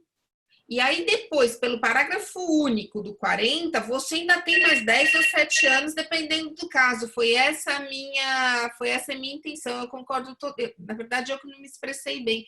Eu concordo totalmente com a Karen. E ao fim, ao cabo, o que acaba acontecendo é que alguém vai pagar por essa conta e vai ter uma exclusividade de mais de 30 anos. Algumas exclusividades com mais de 30 anos. E como bem disse a professora Karen, o que nós vamos acabar fazendo é um incentivo perverso.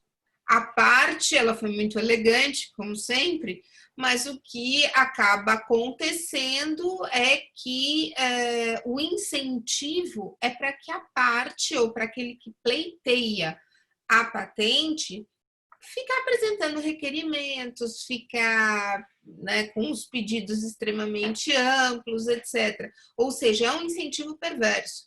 O parágrafo único do artigo 40 traz um incentivo perverso. Só para pegar o gancho com o que a Karen falou, com a professora Karen falou, e amarrar essa questão, porque eu realmente acredito que eu não tenha sido clara. Então, é o 44, mas o parágrafo do 40 que fazem a desgraça. Se você tirar o parágrafo único do 40, você tira essa questão do excessivo prazo. Nós estamos falando de uma coisa muito simples aqui, o prazo. Se nós levarmos em conta que 20 anos é o máximo, na verdade, nós estamos tendo o parágrafo único do 40 e considerando, não dá para a gente negar que tem o backlog, não dá para negar, e não é um problema só brasileiro, né? Mas não dá para negar que ele existe. Então, o que nós temos por resultado é essa completa distorção que bate na Constituição. E aí, doutora Carolina, eu vou para a sua questão. Quando você mantém um bem exclusivo, com a exclusividade, com a concessão da exclusividade, que é o cerne da propriedade intelectual industrial, é a concessão dessa exclusividade. Então, se a coisa é exclusiva, ela pode ser explorada apenas pelo seu detentor. Por isso que é propriedade, é o direito mais forte que existe. É a ficção jurídica mais forte que tem. Você diz que alguma coisa é propriedade sua, só você pode usar, fruir e dispor, e ele vai largar homens. Direitos, esse é o mais forte dos direitos. Pois bem, quando você tem uma extensão do prazo da patente, por que tem backlog no INPI? Porque o INPI não deu conta de analisar em um tempo econômico, isso é pacífico já na jurisprudência, né? Este tempo não é econômico. Você faz o quê? Você dá um elemento, essa exclusividade, como diz a professora Karen, para mim, quem escreveu melhor sobre isso foi a professora Karen. Seja em português, seja não em português, em outras línguas. Essa ideia de que a concorrência tem que ser, desculpe, a exclusividade, a propriedade industrial tem que ser um fator de concorrência e não uma autorização para exploração indevida do monopólio.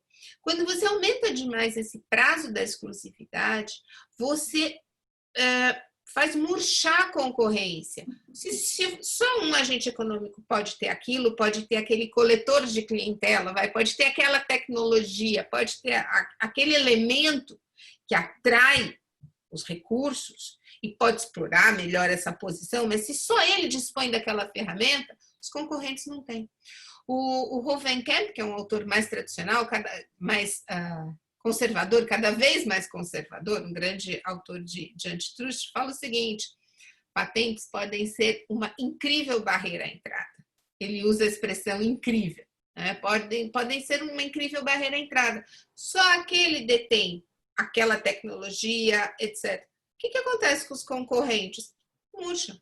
Então, na verdade, você estende o prazo por conta da incompetência, ou do backlog, não gosto nem de falar incompetência do INPI, eu gosto de falar em backlog porque é como a gente falou aqui, em vários países do mundo temos esse problema. Então, por conta do backlog, você aumenta esse prazo. Pela Constituição, a responsabilidade por problemas na prestação de serviço público é do Estado. Na verdade, você está fazendo o quê? Você está murchando a concorrência.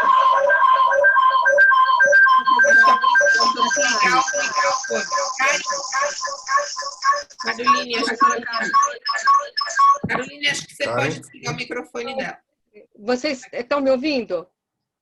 Só corta um pouquinho o microfone, Karen, porque está dando aqui. Não, Paula, eu estou com um problema, eu estou perdendo vocês, eu não posso acompanhar nada, eu estou tentando entrar pelo iPad no webinar. Por isso que ocorreu com o microfone. Eu vou tirar o microfone aqui, eu estou um pouquinho offline, mas eu volto pelo iPad. Sem câmera, então, tá? Pô, estava elogiando você, Karen. Não, é uma pena, olha, eu estou aqui lutando para tentar, não. Enfim, o que acaba acontecendo é que a concorrência vai murchar. Quando eu falo concorrência vai murchar, os concorrentes vão ter prejuízo e eles que vão arcar com os danos decorrentes, com o prejuízo, com a carga econômica decorrente de um atraso do INPI. Ou seja, você está transferindo para os concorrentes algo que deveria ser indenizado pelo Estado, de acordo com a Constituição. É uma questão extremamente complicada, é um outro ponto de inconstitucionalidade. Eu entendo e respeito muito os argumentos do Dr. Rodrigo em relação à pesquisa, etc. Mas o fato é que no frigir dos ovos não dá para nós ignorarmos a realidade. E o que acaba acontecendo é uma extensão desse prazo do exclusivo com a colocação do ônus, sobre os consumidores, por conta dos preços mais elevados que nós já falamos anteriormente. E outro, por conta da transferência, do ônus dessa ineficiência do INPI para a concorrência. Perfeito, professora Paula, muito obrigada. Vou fazer a pergunta para o doutor Rodrigo, enquanto a professora Karen tenta se reconectar. Eu vou aproveitar e fazer duas perguntas, doutor Rodrigo, que são complementares. A primeira é, todas vindas dos ouvintes. Esse prolongamento da forma como prevista no parágrafo único é estabelecido também em outros ordenamentos jurídicos e isso estava previsto no acordo TRIPS? E a segunda, já vou deixar logo, o relatório do INPI... não, tem uma outra aqui. Qual é o prejuízo da demora da concessão quando a patente não é infringida ao longo do exame? Se não houver essa infração durante o exame, qual é a justificativa da manutenção desse prazo a maior das patentes? Caroline, a pergunta é para mim, porque eu entrei agora... Não, é para o Rodrigo, a professora Carmen. Ok, perfeito. Vamos lá. Obrigado pelas perguntas. Em primeiro lugar, eu não conheço esse dispositivo em outros ordenamentos jurídicos. Não cheguei a fazer essa pesquisa, mas eu vi a clara opção, no caso do Brasil e diante de circunstâncias históricas, fazer essa opção legislativa e que deve ser respeitada. Ela é justificável, ao meu ver. Esse webinar e ação de inconstitucionalidade são prova disso, né?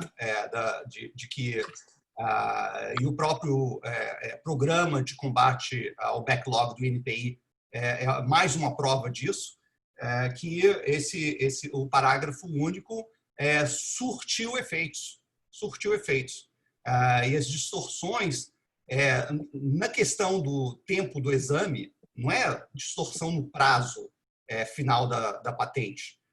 As distorções estão no tempo do exame, estão sendo corrigidas, né? E poderão ainda ser mais bem resolvidas quando dermos a autonomia, a tão reclamada, tão longamente reclamada autonomia financeira ao INPI, né? Agora, você poderia repetir a segunda pergunta, por favor? Sim, a segunda pergunta. Qual é o prejuízo da demora da concessão quando a patente não é infringida ao longo do exame? Ele quer saber, se não houver infração durante o exame, qual é a justificativa para manter esse prazo a maior das patentes? Olha, não se pode entender que você tem uma patente, seja um pedido de patente, uma patente concedida, para que ela seja infringida, né? Para que a invenção seja explorada indevidamente. O sistema de patente existe para que o titular possa solicitar o reconhecimento da patenteabilidade daquele seu invento e que seja concedido um privilégio para que ele tenha os direitos exclusivos por aquela invenção, né? Agora, se você tem um pedido de patente que se eterniza e se ultrapassa o prazo contado do depósito até o momento em que o exame é finalizado, então não serviu de nada. E um sistema assim, nós estamos falando de um caso particular. Agora, imagina de todo o sistema de patentes, de todos os pedidos de patentes, ou por ramos de atividades, ramos de tecnologia. Como eu mencionei aqui, na área de telecomunicação, até uns 2 anos atrás, o tempo médio de exame era de 15 anos. Né? bom, enfim, isso só tendia a aumentar, né? E institutos como, né, o exame, a anúncia prévia da Anvisa, também contribuiu, como eu mencionei antes, para o alongamento do exame, o tempo para o exame final e a decisão final do INPI.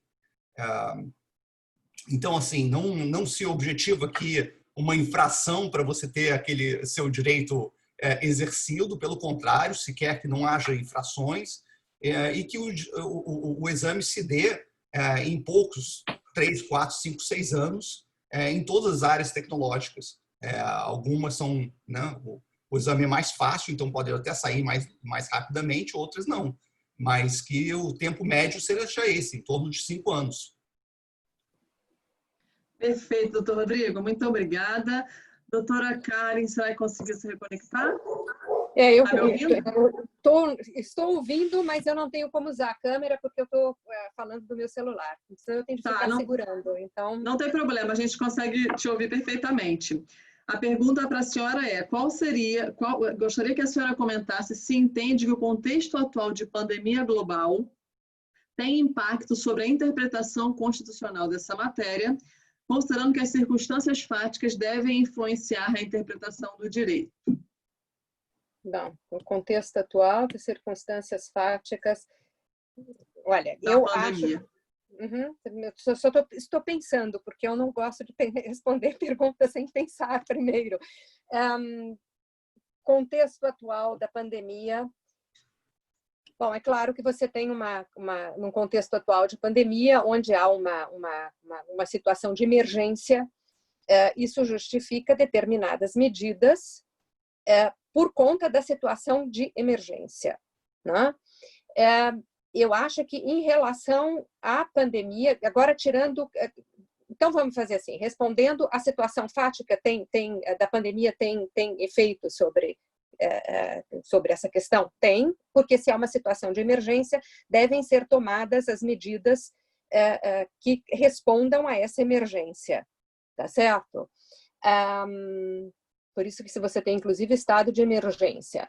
Agora, com relação à pandemia, eu acho que se você tem um regime, se a patente de um medicamento que esteja voltado a tratar a doença do Covid, né?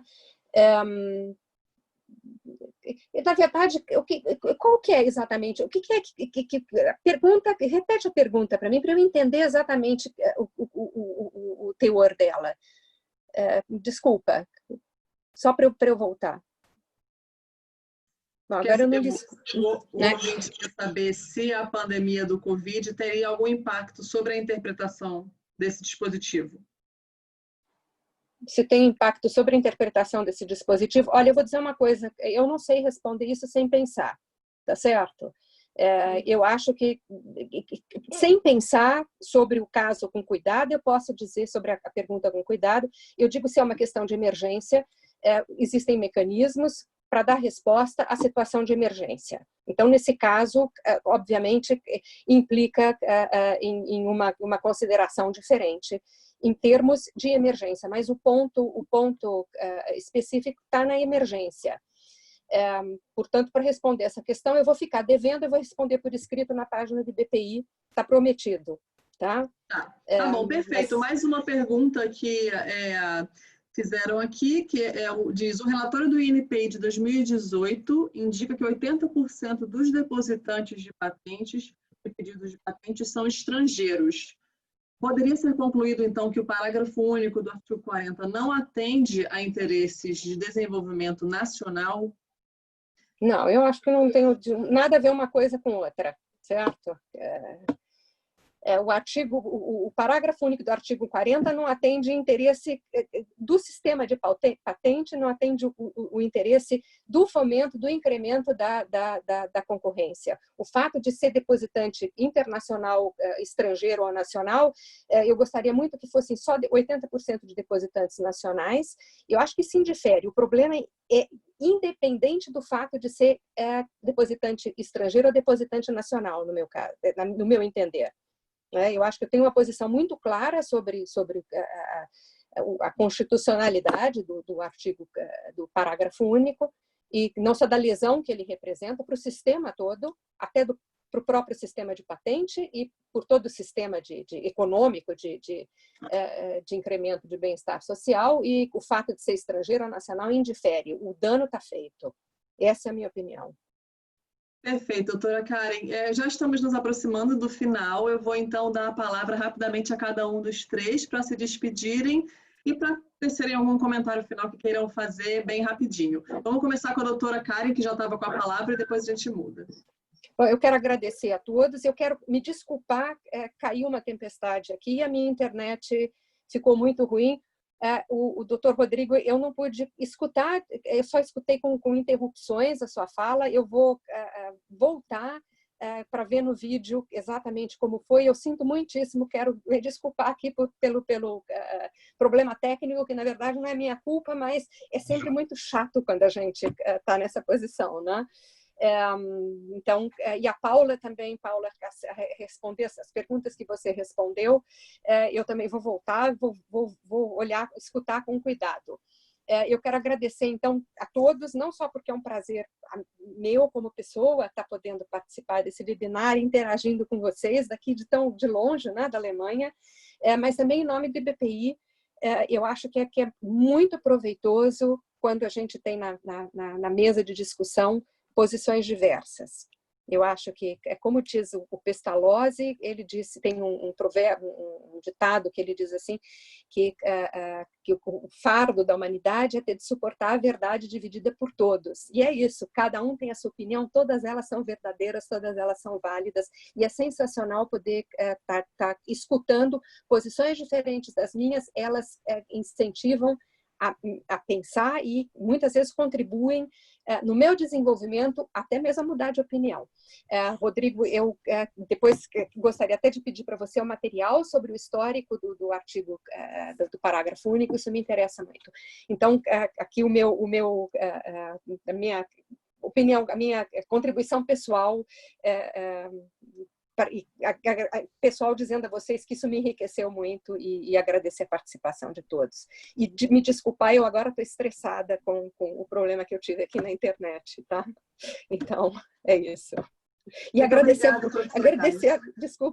você por estar mediando o evento também. Tá? Perdão. Muito obrigada. O problema na internet foi curto. Professora Paula. Está sem áudio. Sempre esqueço de ligar.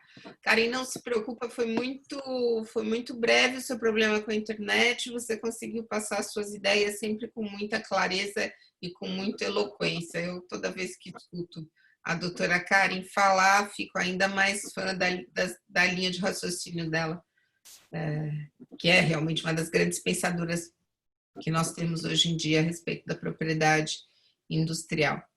Eu queria agradecer novamente na pessoa da doutora Caroline a oportunidade de participar desse debate, a oportunidade de participar dos trabalhos do IBPI e saudar o doutor Rodrigo Ouro Preto, reiterando respeito pela sua posição, por óbvio, mas reiterando também minha preocupação de que, por um motivo ou por outro, os prazos das patentes, especialmente de alguns remédios, estão avançando muito, os 20 anos que seriam toleráveis. E óbvio que nós temos que ter investimento no INPI, ninguém está falando o contrário, muito, enfim, óbvio. Nós temos que ter investimento no INPI, etc. Mas não é um problema só brasileiro. E, de novo, os incentivos são perversos. E ignorar esses incentivos para que os agentes econômicos se valham dessa brecha para prejudicar a concorrência, para prejudicar a livre iniciativa, para prejudicar os consumidores, não me parece a melhor estrada. E foi, doutor Rodrigo, um grande prazer debater com o senhor e conhecer essas suas ideias. Muito obrigada. Professor Rodrigo. Minha vez. Obrigado a todos pela oportunidade e pelo debate rico de ideias. Eu acredito que o parágrafo único ele não foi realmente desenhado para ser utilizado. Temos que respeitar a opção legislativa, levar em consideração a política pública que está por trás disso, o histórico que levou à inserção dessa regra na nossa lei, histórico de uma certa aversão a patentes de produtos e processos farmacêuticos, químicos e agroquímicos, e respeitar, então, a decisão, a opção do legislador, levando em consideração que esse dispositivo foi o único a realmente fazer com que o INPI se movesse e implementasse medidas corajosas, jamais vistas antes, para combater o backlog e retornar as coisas à normalidade. Eu acho que a autonomia financeira do INPI, sempre defendida pela BPI, ajudará ainda mais para manter esse rumo. Então, me parece que não há nenhuma inconstitucionalidade dessa regra, para essa regra, e, pelo contrário, ela se mostrou eficaz nos seus propósitos. Muito obrigado mais uma vez à nossa mediadora e a todos que participaram. Muito obrigada a todos os palestrantes, todos brilhantes, trouxeram pontos de vista divergentes, trazendo um debate plural sobre esse assunto, e ambos os pontos de vista igualmente importantes, bom para todos nós refletirmos. Quero agradecer ao IBPI pela promoção do evento, ao Gustavo, na pessoa do Gustavo, que participou da organização, a todos que estão nos ouvindo. Aproveito ainda para fazer o convite para a continuidade desse webinar, que vai acontecer no dia 28 de julho, na semana que vem, às 10h30, que vai tratar sobre os impactos estatais e das políticas públicas, e vai ter a participação como mediador do professor juiz estadual Walter Godoy, da USP, e o expositor vai ser o professor Dr. Calixto Salomão Filho, também da USP, o outro expositor, professor Dr. Pedro Marcos Barbosa, da PUC do Rio, e o terceiro expositor, professor Dr. Gabriel de Blasi. Um debate que vai ser também muito interessante sobre os impactos estatais e políticas públicas. Espero que todos tenham gostado, que tenha sido útil esse debate para todos nós, e até uma próxima. Tenham todos um bom dia. Bom dia. Tchau. Obrigado a todos. Tchau, tchau. Tchau, tchau.